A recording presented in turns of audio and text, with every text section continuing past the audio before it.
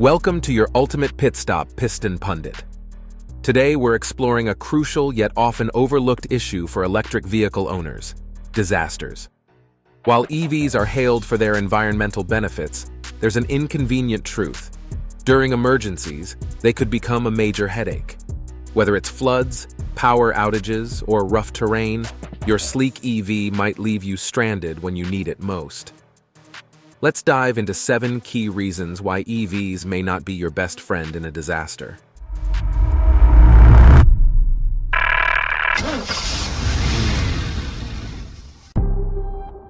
Reason number 7. Water damage, the silent threat.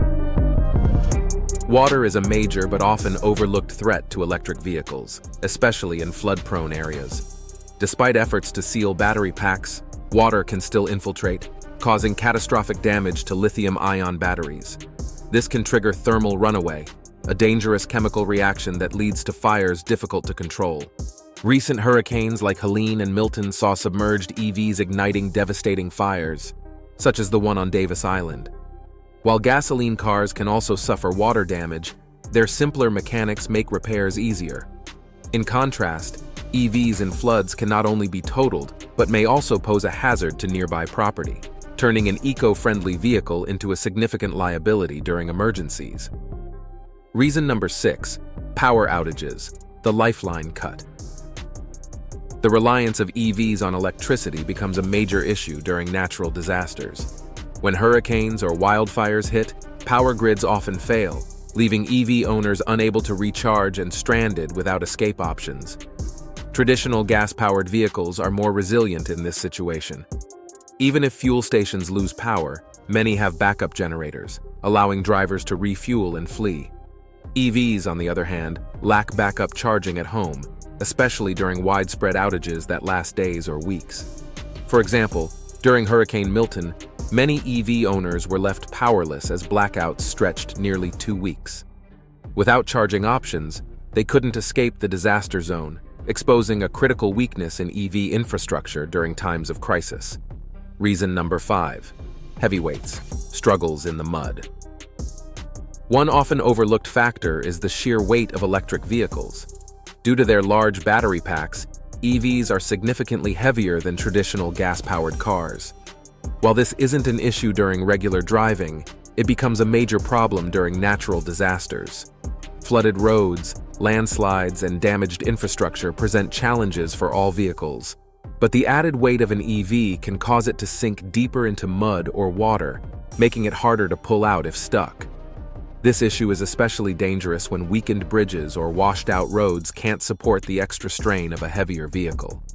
During Hurricane Milton, emergency responders found that heavier EVs were much harder to tow out of danger compared to lighter gas-powered cars. In life-threatening situations, ease of maneuvering can make the difference between safety and being stranded. Before we delve deeper, do us a favor and smash that like and subscribe button. This helps us reach more auto enthusiasts just like you. Now let's shift gears and steer towards our next point. Reason number 4. Slow recharging when every second counts.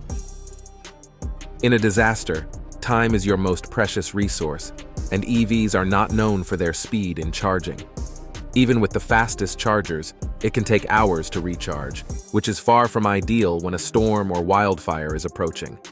In contrast, refueling a gas-powered car takes just minutes, allowing for quick escapes.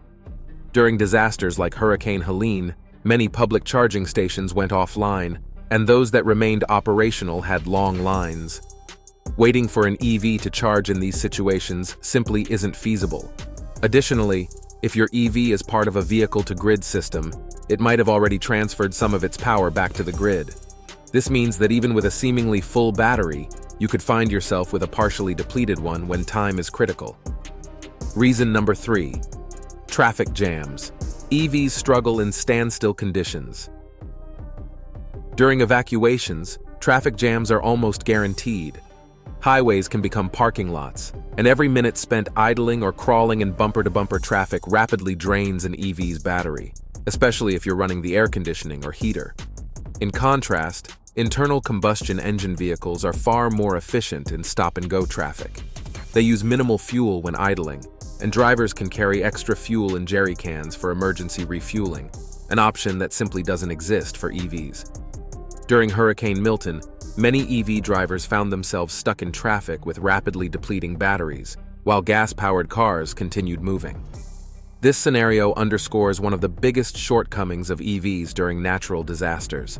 They aren't designed to endure prolonged periods of standstill when constant mobility is vital. Reason number 2, maintenance and repairs. EVs require specialized fixes. When disaster strikes, vehicles often require repairs, and EVs present unique challenges in this area.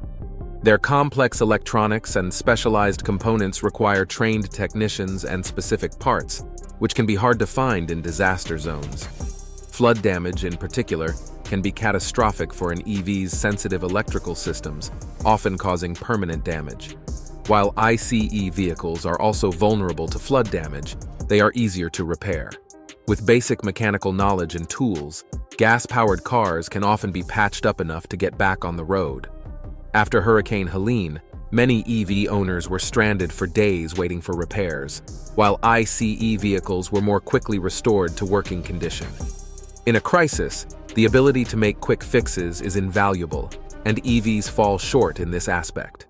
Reason number 1, emergency vehicles. Can EVs handle the pressure?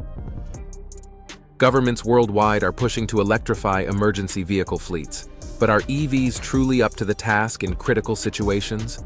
Emergency vehicles require a reliable range, the ability to navigate difficult terrain, and minimal charging delays, all of which present challenges for EVs. Picture an emergency response team using an all-electric fleet to rescue people in a disaster zone. Halfway through the mission, the batteries die. Unlike ICE vehicles, which can refuel in minutes and get back to work, EVs would need hours to recharge, time that could be life-threatening. With limited charging stations and reduced range in emergencies, EVs are currently less reliable for crucial operations. In high-pressure situations, speed and dependability are vital, and right now, EVs fall short in meeting those needs. The verdict: are EVs ready for natural disasters? While EVs excel in many areas, particularly when it comes to reducing emissions and sustainability, their limitations during natural disasters are evident. Vulnerabilities like water damage, lengthy charging times, and challenges with range and repair make EVs a less reliable option when facing nature's wrath.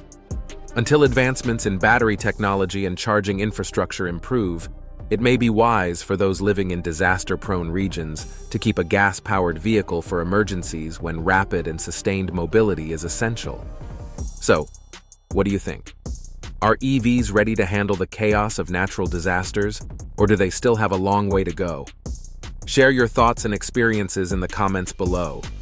We'd love to hear how you think EV technology can evolve to meet these challenges. Be sure to hit that subscribe button and stay tuned to Piston Pundit for all the latest automotive updates and upcoming videos. Thanks for watching and see you next time.